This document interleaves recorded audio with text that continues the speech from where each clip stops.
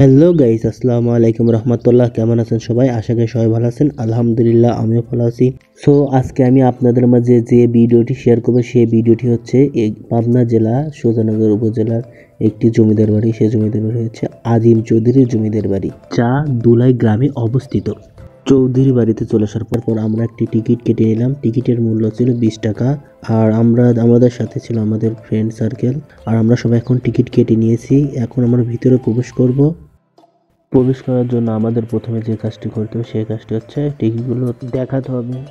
ভিডিওটি সম্পূর্ণ দেখলে হয়তো বুঝতে পারবেন আজিম চৌধুরীর বাড়িতে কি কি আছে, তাই অবশ্যই ভিডিওটি সম্পূর্ণ দেখবেন।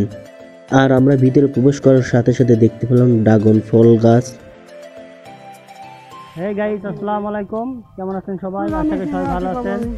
আলহামদুলিল্লাহ, আমি ভালো আছি। তো আজকে আমরা আমাদের এখানে ঘুরতে এসেছি, আমাদের এই দুলাই আজিম চৌধুরীর বাড়িতে। আর এটা ফ্রেন্ড, নাম হচ্ছে রাজীব, আর নাম হলো আকরাম। তো আজকে আমরা কলেজে একটা প্রোগ্রাম ছিল। প্রোগ্রাম করার পর আমাদের এখানে একটা ঐতিহ্য বাড়ি আজিম চৌধুরীর বাড়িতে আমরা এখানে ঘুরতে আইছি। আর এই আজিম চৌধুরীর বাড়িতে কী কী আছে সেটা আপনাদের আজকে আমি দেখাবো। তাহলে এই ভিডিওতে, পুরো ভিডিওতে তার জন্য আপনাদের অনুরোধ করছি। চলুন তাহলে আজকে আজিম চৌধুরীর এই বাড়িটা ঘুরে দেখানোর ব্লগটা আপনাদের মাঝে শেয়ার করবো। Let's go. ইতিহাস থেকে জানা যায় সুজানগর উপজেলায় দুলাই গ্রামে প্রায় 250 বছর আগে এই আজিম চৌধুরীর বাড়িটি প্রতিষ্ঠিত হয়। এই বাড়িটি প্রতিষ্ঠিত করেন একজন মুসলিম জমিদার আজিম চৌধুরীর নামে।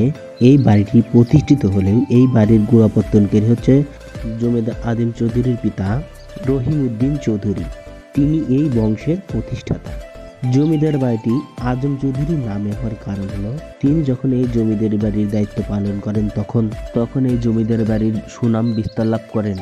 তিনি তার জমিদারির সময় 3টি নীলকুঠি স্থাপন করেন দুলাই গ্রামে।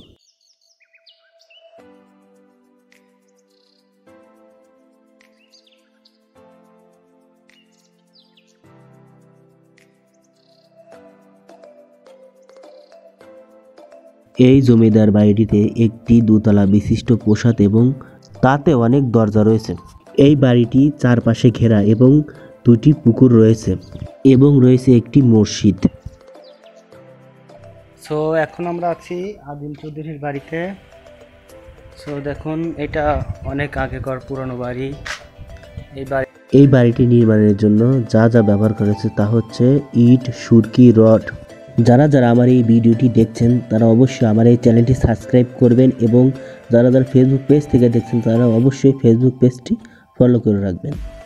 আজিম চৌধুরী এই জমিদার বাড়িটি হতে পারে আপনার একটি ঘুরে আসার দর্শনীয় স্থান। আর আপনারা ঘুরতে আসতে পারেন। এখানে আসলে পূর্বের ইতিহাসগুলো, বাংলার ইতিহাসগুলো, আজিম চৌধুরীর ইতিহাসগুলো জানতে পারবেন, দেখতে পারবেন এবং আপনাদের অনেক ভালো লাগবে। আর ভিডিওতে দেখানো এবং বলার মাধ্যমে যদি কোনো প্রকার ভুল ভ্রান্তি হয়ে থাকে তাহলে অবশ্যই ক্ষমার দৃষ্টিতে দেখবেন।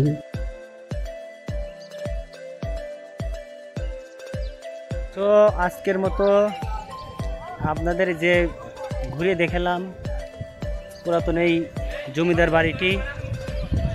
সবাই ভালো থাকেন, সুস্থ থাকেন।